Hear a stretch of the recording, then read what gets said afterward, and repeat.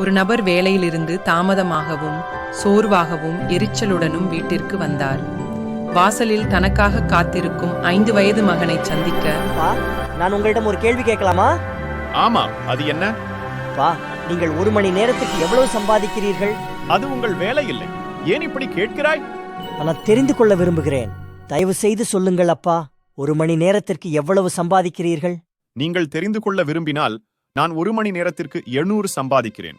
ஓ அப்பா, நான் உங்களிடம் 100 ரூபாய் கடன் வாங்கலாமா?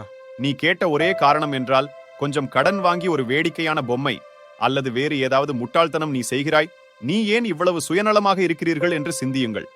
இந்த குழந்தைத்தனமான நடத்தைக்காக நான் தினமும் கடினமாக உழைக்கிறேன். போ, நீ நேராக உங்கள் அறைக்கு சென்று தூங்கு. சிறுவன் அமைதியாக தன் அறைக்குச் சென்று கதவை சாத்தினான். அவரது தந்தை அமர்ந்து யோசிக்க ஆரம்பித்தார். பையனின் கேள்விகளுக்கு கோபம். பணம் பெறுவதற்காக மட்டும் எப்படி இது போன்ற கேள்விகளை கேட்க முடியும்? சுமார் 1 மணி நேரம் கழித்து அந்த மனிதன் அமைதியாகி யோசிக்க ஆரம்பித்தான். ஒருவேளை இருந்திருக்கலாம் அந்த 100 ரூபாயில் அவர் உண்மையிலேயே வாங்கியிருக்க வேண்டிய ஒன்று. அவர் அடிக்கடி பணம் கேட்பதில்லையே. நீ தூங்கினாயா மகனே? இல்லை அப்பா, நான் இன்னும் தூங்கவில்லை. நான் யோசித்துக் கொண்டிருக்கிறேன். ஒருவேளை நான் முன்பு உங்கள் மீது மிகவும் கடினமாக இருந்திருக்கலாம். இது நீண்ட நாள் மற்றும் உன்மீதான என் மனக்கவலையை எடுத்துக்கொண்டேன். இதோ நீ கேட்ட 300 ரூபாய். நன்றி அப்பா. பின்னர் தலையணைக்கு அடியில் கை வைத்து சில நொறுங்கிய பில்களை வெளியே எடுத்தார்.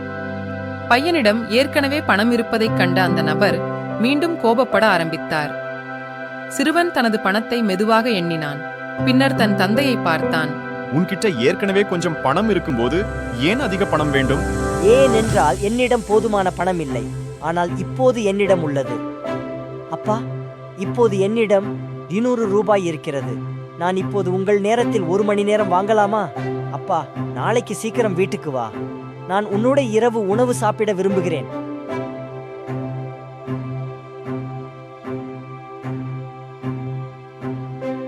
அப்படியானால் கதையின் தார்மீகம் என்ன?